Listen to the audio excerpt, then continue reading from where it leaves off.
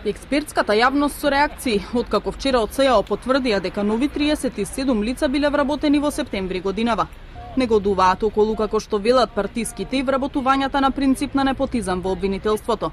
Според информациите во медиумите, станува збор за лица блиски до опозицијската СДСМ, роднини на членови на опозицијската партија, активисти од шарената револуција и роднини на специјалната обвинителка Катица Јанева. Деновиве во јавноста актуелно и вработувањето на внукот на Јанева, Ѓорги Делиџаков, студент по економски науки од Гевгелија. Според Ленче Ристовска, ваквото вработување не го доведува во прашање кредибилитетот на обвинителството, бидејќи, како што рече, за истото бил објавен јавен оглас. Во целост се исполнети сите законски услови и ние немаме дадено фаворизација на некого во однос на другого во конкретниот случај и за конкретниот оглас. Огласот беше јавно објавен, кој сакаше можеше да се јави. Од СЈО вчера потврдија и дека Борче Трајковски, познат како Боки Бургија, е вработен во оваа институција, како лице кое врши технички и помошни работи.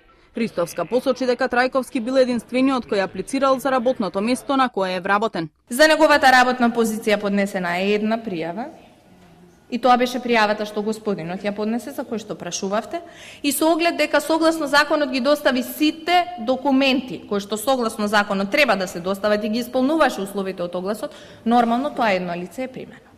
Споменатото лице според информациите во дел од медиумите бил дел од протестите на СДСМ и говорел на нивните партиски собири, а според објавените информации бил осудуван за измама и за потешки дела од областа на безбедноста во сообраќајот. Но од СЈО посочија дека осудуваноста или неосудуваноста не е еден од условите за вработување и дека за конкретното лице добиле потврда од судот дека истото може да ја извршува дејноста. Законот предвидува услови кои што се неопходни за едно лице да биде вработено.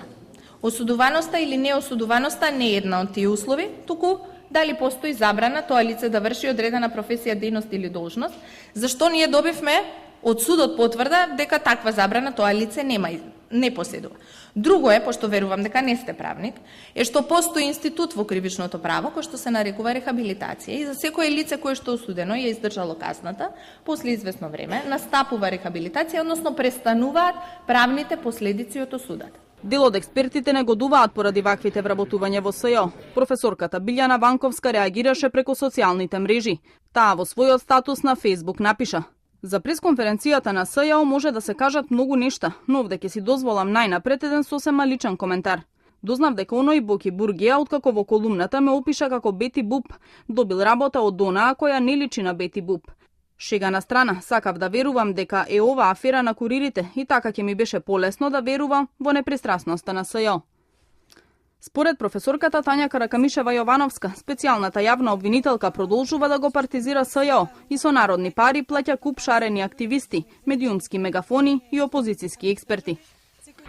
Конкретното лице Борче Трајковски им е познато на македонските граѓани како дежурен хвалоспевски перјаник на СЈО, кој секогаш и во секоја прилика се наоѓа засегнат да коментира текстови што се однесуваат на СЈО и безрезервно да ја брани Јанева и незиниот тим од критика, дури во ситуации кога е срамно да се бранат, вели Каракамишева во изјава за Нетпрес. Според неа, по ваквите вработувања станува јасно зошто Јанева ги крие финансиските извештаи и никој во државата не знае како се трошат парите на граѓаните во специјалното јавно обвинителство.